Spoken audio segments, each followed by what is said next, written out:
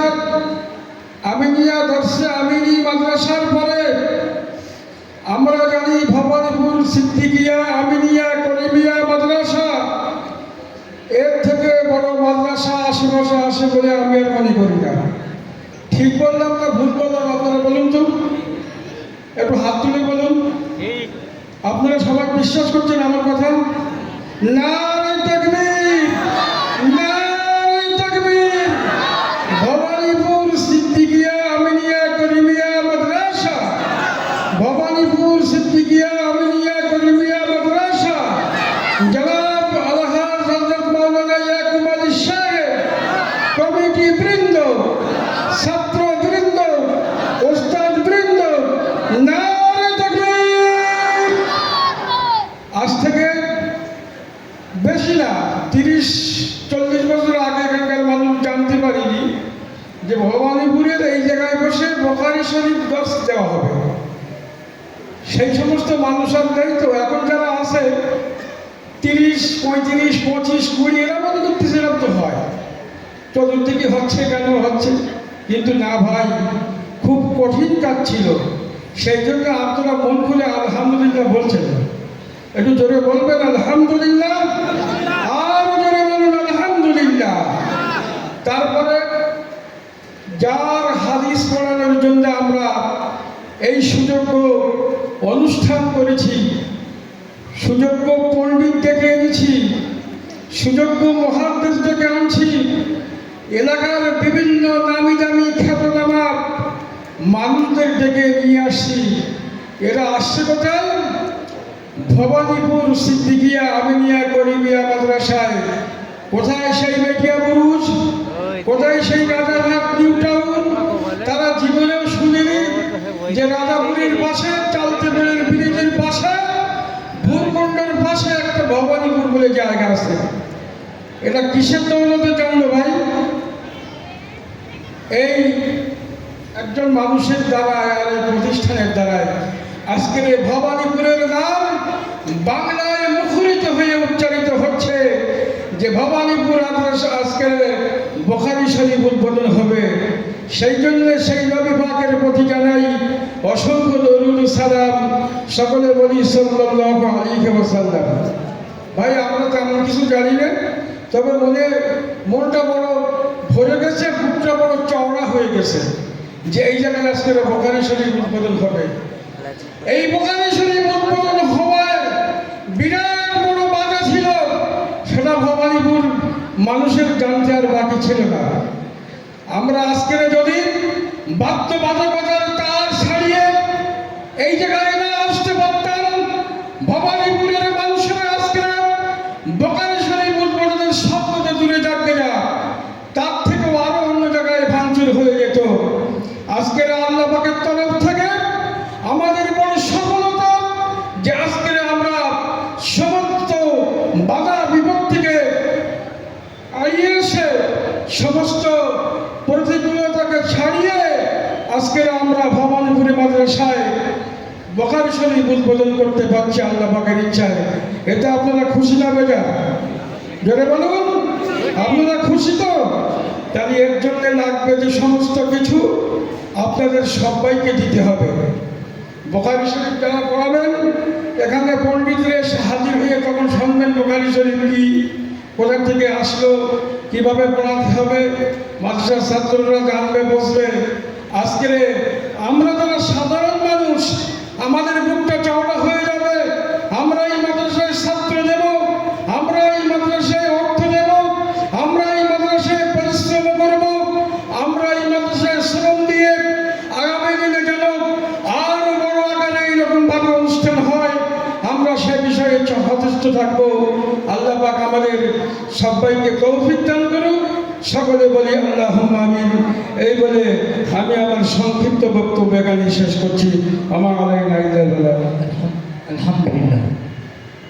হযরত হাফেজ মাওলানা জাহাঙ্গীর সাহেব হুজুর আমাদের সামনে এই মাদ্রাসার কিছু বিষয় এবং আমাদের সকলের সারে তাজ হযরত মাওলানা ইয়াকুব আলী সাহেব হুজুর দামাত বরকাতুল আলিয়া তানার বিষয়ে কিছু কথা আমাদের সামনে রেখেছেন। এখনই যিনি আমাদের সামনে বক্তব্য রাখবেন হজরত মাওলানা তরুণ তুর্কি বক্তা হজরত মাওলানা মিজানুর রহমান সাহেব ময়নালী থেকে তিনি আগত আমাদের সামনে। তো অর্থাৎ তাঁর কাছে অনুরোধ করছি খুব সংক্ষেপে তাঁকে আলোকপাত রাখার জন্য অনুরোধ করছি।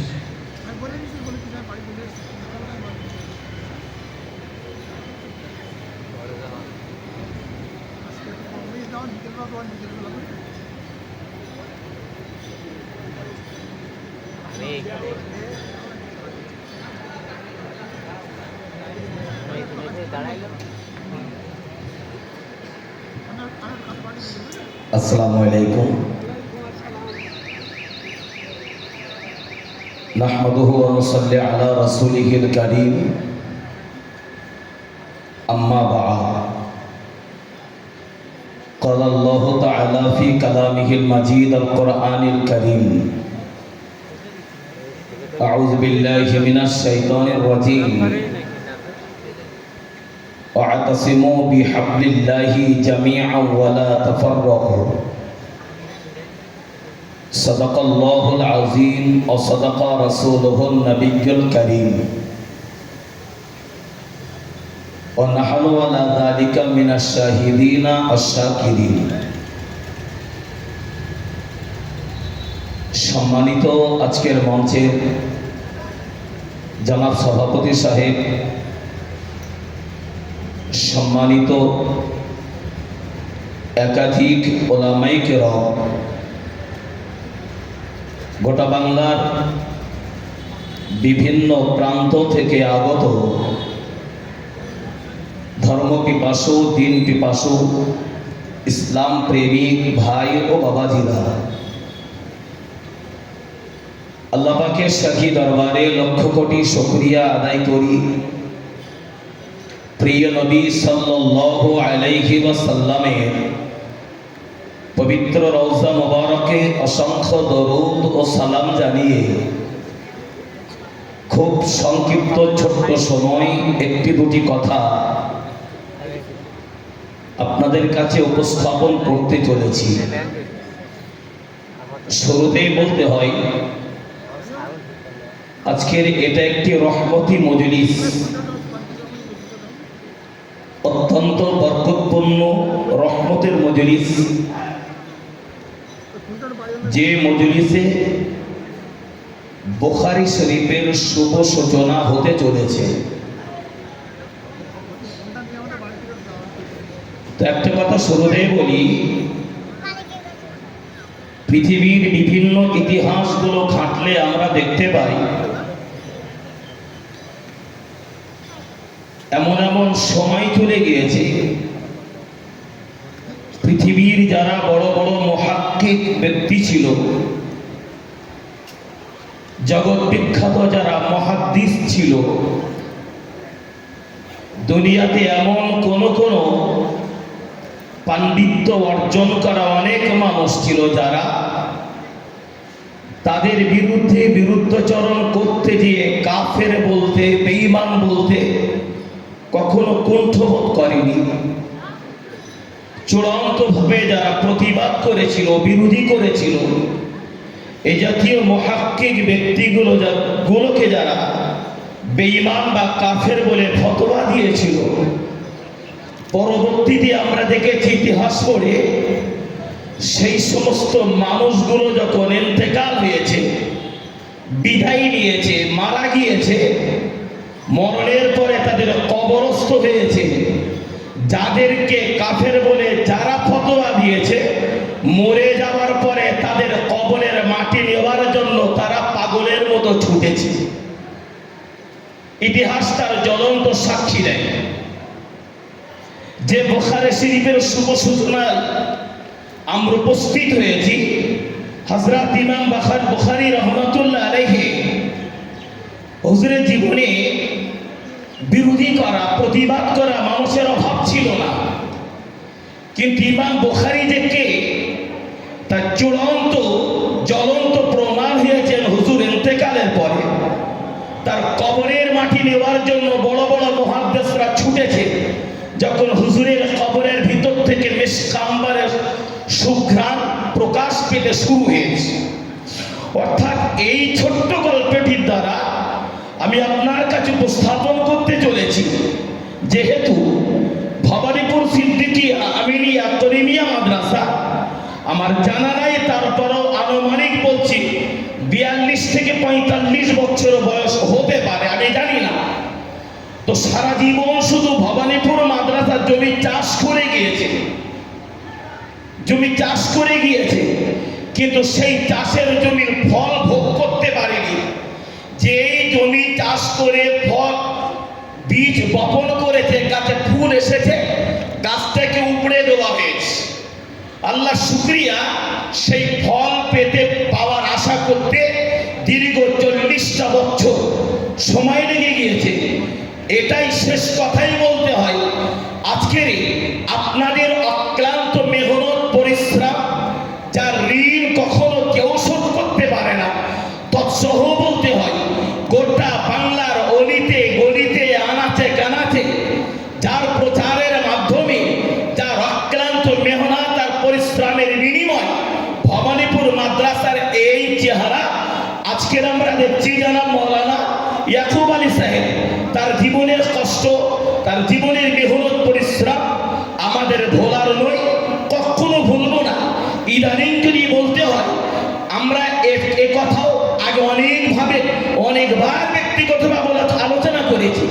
এত বড় প্রতিষ্ঠান, যেখানে বুখারী খোলা দরকার ছিল, এখান থেকে মিনিমাম 10 বছর পূর্বে যেখানে বুখারী খোলার দরকার ছিল, এখান থেকে 15 বা 20 বছর পূর্বে, অথচ দেখা গিয়েছে যেই না গাছ সুন্দর ধরে একটু ফুল ফুটেছে, বিভিন্ন ছলে বলে কলে কৌশলে গাছগুলোকে উপড়ে দেওয়ার চেষ্টা করেছে, উপড়ে দিয়েছে।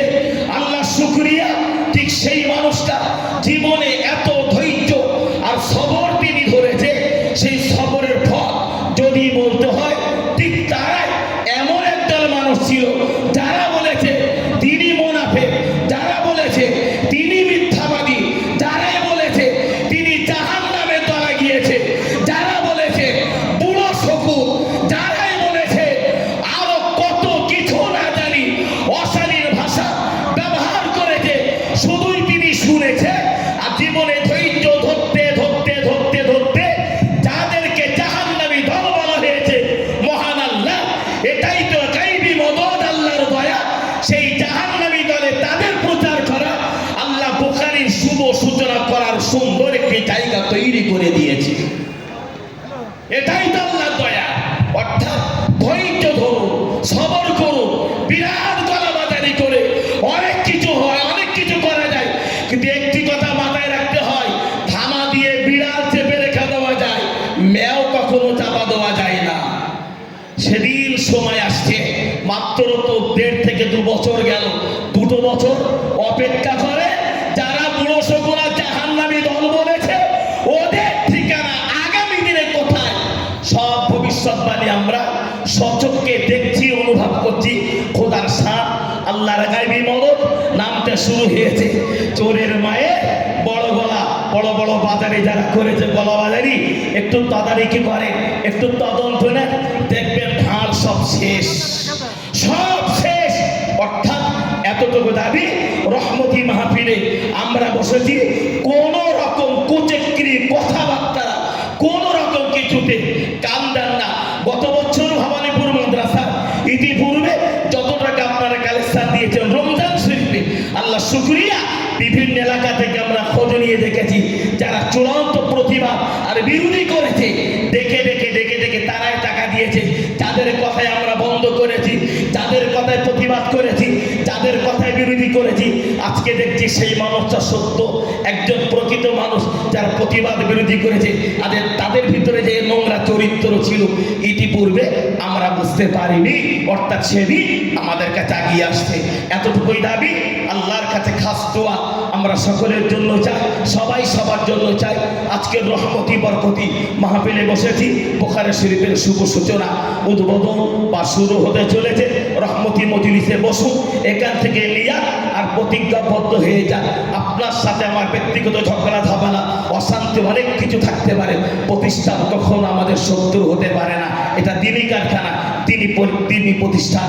আল্লাহ আমাদের শ্রম, আমাদের দান, আমাদের মেহনত সব কিছুকে কবুল করে এই প্রতিষ্ঠানকে আল্লাহ সোনায় সোহাগা বানিয়ে দেন। বলুন আল্লাহুম্মা আমিন। ওয়া আখিরি দাওয়ানা আলহামদুলিল্লাহি রাব্বিল আলামিন। আসসালামু আলাইকুম ওয়া রাহমাতুল্লাহ। আলহামদুলিল্লাহ। হযরত মাওলানা মিজানুর রহমান সাহেব তিনি খুব গুরুত্বপূর্ণ, খুব সংক্ষেপে আলোকপাত রেখেছেন।